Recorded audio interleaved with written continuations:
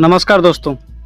Lok Sabha speaker के चुनाव को लेकर बीजेपी अभी एक्टिव है, तो वहीं विपक्ष ने एनडीए के घटक यानी टीडीपी को कैंडिडेट में उतारने की स्थिति में समर्थन का ऑफर दे दिया है। टीडीपी को ऑफर देकर क्या विपक्ष स्पीकर चुनाव में बीजेपी को उलझा पाएगा? आइए जानते हैं लोकसभा का नंबर गेम अभी क्या चल रहा है उनके मन में।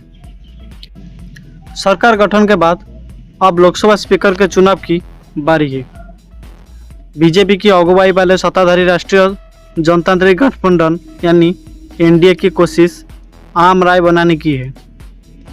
बीजेपी ने इसके लिए रक्षा मंत्री राजनाथ सिंह को जिम्मेदारी दी है कि वो सहयोगी पार्टियों के साथ ही विपक्षी दलों से बात करके स्पीकर को लेकर आम सहमति बनाने का प्रयास करें।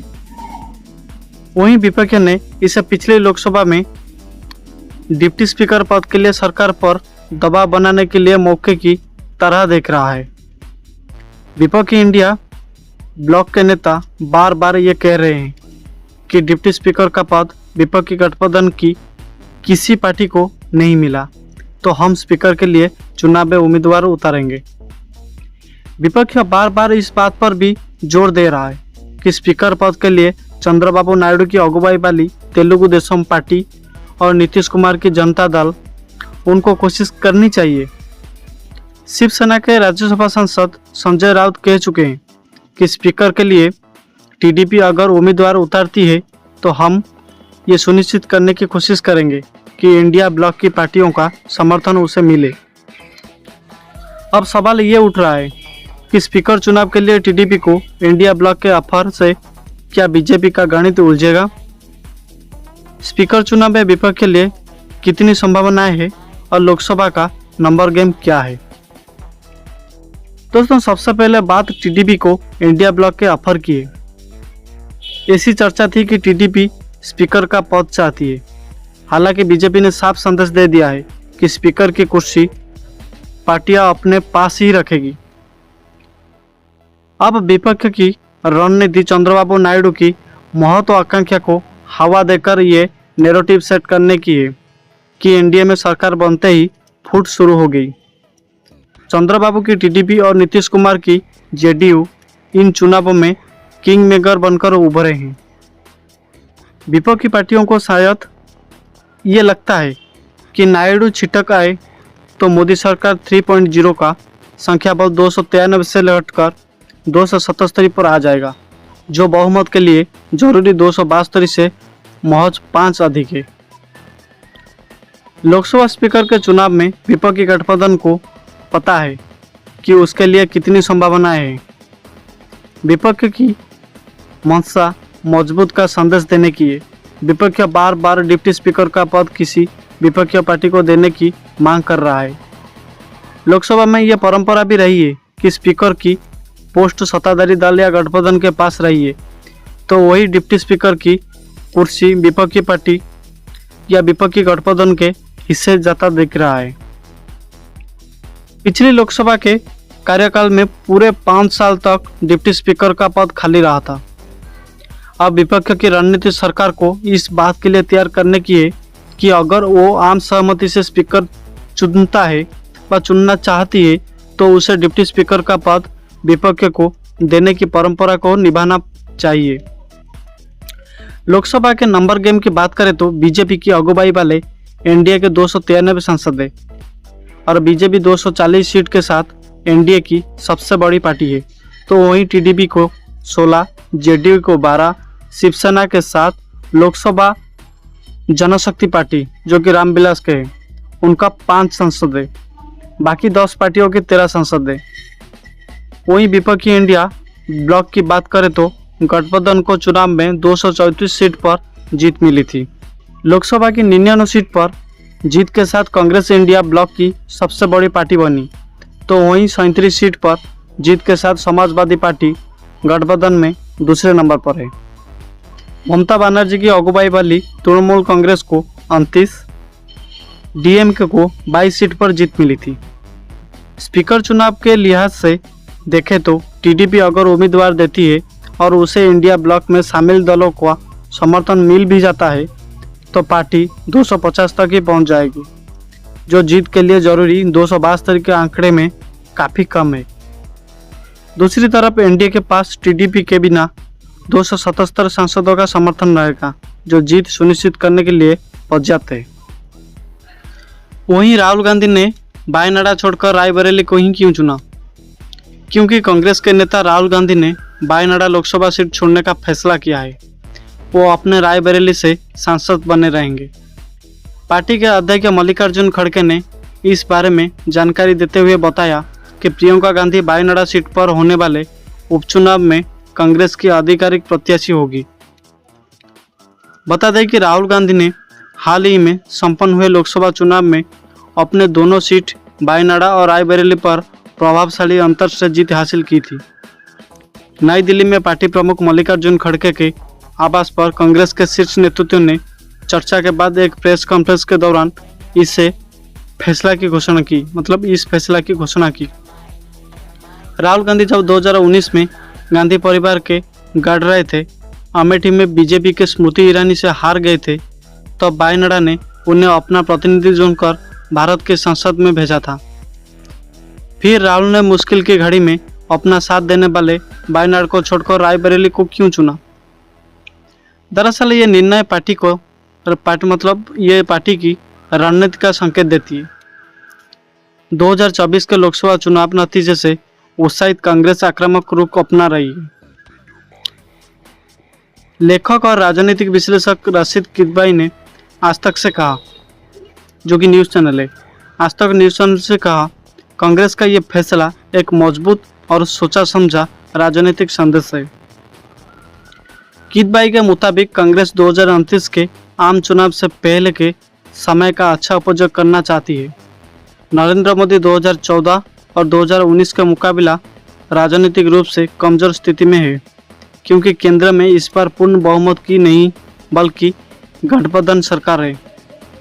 राहुल और प्रियंका गांधी दोनों को संसद में रखकर विपक्ष को धार देने का ये प्रयास कांग्रेस कर रही है। राहुल गांधी ने 2024 के लोकसभा चुनाव में कांग्रेस के प्रचार अभियान का नेतृत्व किया। उन्होंने केरल के वायनाड के बजाय उत्तर प्रदेश की रायबरेली लोकसभा सीट से सांसद रहना क्यों चुना? हम इसके 5 कारण आपको बता रहे हैं। पहला नंबर पे जो पहला कारण है, यूपी में खोई जमीन पाने की उम्मीद। 2024 के लोकसभा चुनाव में कांग्रेस ने उत्तर प्रदेश में 6 सीट जीती। 2019 में उसे सिर्फ रायबरेली सीट पर जीत मिली थी। इंडिया ब्लॉक ने यूपी में 43 सीट जीती, जिनमें से 37 समाजवादी पार्टी ने जीती। ये एनडीए के लिए एक बड़ा झटका था, जिसने 2019 में यूपी की 80 लोकसभा सीट से 62 सीट जीती थी। 2024 के चुनाव में एनडीए सिर्फ 36 सीट जीतने में कामयाब रही, जबकि बीजेपी को 33 सीट हासिल हुई। वोट शेयर के मामले में सबसे बड़ी हार मायावती के नेतृत्व वाली बहुजन समाज पार्टी को हुई। इसका वोट शेयर 19% से घटकर 9% रह गया। ये वोट मुख्य रूप से समाजवादी पार्टी के साथ साथ कांग्रेस को भी मिले। अगर एसपी ने बीएसपी के वोट शेयर का 6-7% हासिल किया तो कांग्रेस को 2-3% का फायदा हुआ। कांग्रेस को उम्मीद है कि वो उत्तर प्रदेश में दलित, मुस्लिम और ब्राह्मण वोट का फायदा उठा सकती है। राहुल गांधी द्वारा वायनाड के बजाय रायबरेली सीट चुनने का ये पहला कारण यही नजर आता है। दूसरा कारण रणनीति बदलाव और आक्रामक रुख। 2024 लोकसभा चुनाव के नतीजे से उत्साहित कांग्रेस ने अपना रुख बदल लिया है। राहुल गांधी का रायबरेली संसदीय सीट को बरकरार रखना और वायनाड सीट छोड़ना उस आक्रामक दृष्टिकोण का संकेत है। रशीद किदवाई के मुताबिक कांग्रेस ने अपनी रणनीति बदली है। अब अपने रक्षात्मक से आक्रामक रुख अपनाया है। वायनाड एक रक्षात्मक दृष्टिकोण था, क्योंकि राहुल 2019 में अमेठी से अपनी संभावित हार को देखते हुए वहां पहुंचे थे। उत्तर प्रदेश में 2024 के लोकसभा चुनाव नतीजे को देखकर राहुल गांधी वायनाड के बजाय रायबरेली को चुना है। राहुल गांधी वायनाड के सांसद के रूप में दक्षिण और प्रियंका और उत्तर की कमान संभाल रही थी, जो कांग्रेस की पुरानी रणनीति थी। इस बार के लोकसभा चुनाव परिणाम से सीख लेकर कांग्रेस ने अपनी रणनीति बदल ली है। कित भाई कहते हैं, जो कि आज तक के न्यूज़ वाला, आज तक का न्यूज़ कहता है कि महाराष्ट्र, राजस्थान और यूपी में अच्छे प्रदर्शन से कांग्रेस को एक उम्मीद जगी है और इसके परिणाम स्वरूप उसकी रणनीति में बदलाव आया है। ये सफल होगा या नहीं, ये तो समय ही बताएगा। भाजपा को चुनौती देनी है तो लड़ाई वहाँ लड़नी होगी जहाँ भगवा पार्टी वह मजबूत है, ना कि दक्षिण से। बीजेपी हिंदी हार्टलैंड में काफ़ी मजबूत है, दक्षिण में वो अब भी जमीन तलाशने की कोशिश कर रही है, लेकिन अब तक बहुत ज़्यादा सफल नहीं हो पाई है। तीसरा कारण है, देश में कांग्रेस के पुनर्जीवित होने के लिए यूपी जरूरी। कहा जाता है कि केंद्र की सत्ता का रास्ता उत्तर प्रदेश से होकर जाता है, इसीलिए जब क्षेत्रीय दलों ने कांग्रेस के वोट बेस में सांध लगाना शुरू किया तो इसकी गिरावट सबसे पहले उत्तर प्रदेश और बिहार में दिखाई दी। केंद्र की सत्ता पर भी उसकी पकड़ ढाली होने लगी। अगर कांग्रेस को अपने दम पर केंद्र की सत्ता में आना है तो उसे खुद को उत्तर प्रदेश में पुनर्जीवित करना होगा। उत्तर प्रदेश में 6 सीट जीतना कांग्रेस के लिए अच्छा संकेत है। भले ही उससे ये जीत समाजवादी पार्टी के साथ होने से मिली है। कांग्रेस के लिए दूसरा अच्छा संकेत यह है कि जाट नेता जयंत चौधरी और उनके राष्ट्रीय लोकदल एनडीए खेम में होने के बावजूद यूपी और हरियाणा में जाट वोटर पार्टी की और झुके हैं।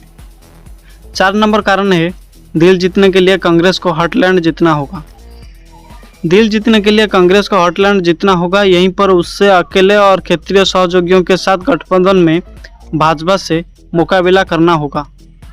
हार्टलैंड के 9 प्रमुख राज्यों में कांग्रेस को अपना प्रदर्शन सुधारना होगा, क्योंकि लोकसभा की 543 में से 218 सांसद इन्हें 9 राज्यों से पहुंचते हैं। कांग्रेस ने इस बार उत्तर प्रदेश के अलावा हरियाणा और राजस्थान में भी बेहतर प्रदर्शन किया है। राशिद कित भाई कहते हैं, कांग्रेस हिंदी पट्टी में अपनी संभावनाएं तलाश रही है और इसीलिए राहुल गांधी को उत्तर प्रदेश से आगे बढ़ाया जा रहा है। यूपी में अधिक सीट जीतकर कांग्रेस बिहार में प्रभाव डाल सकती है, जहां वो राष्ट्रीय जनता दल के साथ गठबंधन में है। 5वां कारण है, प्रियंका गांधी के वायनाड जाने से केरल भी सज जाएगा। दोस्तों, केरल में 2026 में विधानसभा चुनाव होंगे और कांग्रेस यहां सत्ता में आ सकती है। केरल की जनता या तो सीपीएम के नेतृत्व वाले एलडीएफ का या कांग्रेस के नेतृत्व वाले यूडीएफ को चुनती आ रही है। राज्य की जनता ने 2021 में एलडीएफ के सत्ता में वापस आकर अधिकांश राजनीतिक पंडितों को आश्चर्यचकित कर दिया है। 2024 के लोकसभा चुनाव में सीपीआई उनका प्रदर्शन खराब रहा और उसे सिर्फ 1 सीट पर जीत मिली। कांग्रेस ने 2024 में 20 लोकसभा सीट में से 14 सीट जीती, जबकि उसकी सहयोगी आईयूएमएल ने 2 सीट जीती। कांग्रेस इस बात को लेकर आश्वस्त है कि चाहे राहुल गांधी ने वायनाड को बरकरार रखा हो या नहीं, केरल में 2026 में उसे जीत हासिल होगी। भाई राहुल की जगह प्रियंका गांधी के वायनाड से चुने जाने पर राज्य विधानसभा चुनाव के लिए कांग्रेस के कैप्टन उनको गति मिलेगी। राशिद कित भाई प्रियंका गांधी वाड़ा के बारे में ये कहते हैं कि केरल में जहां 2026 में चुनाव होना है, प्रियंका के वायनाड में मौजूदगी में से पार्टी को मदद मिलने की उम्मीद है।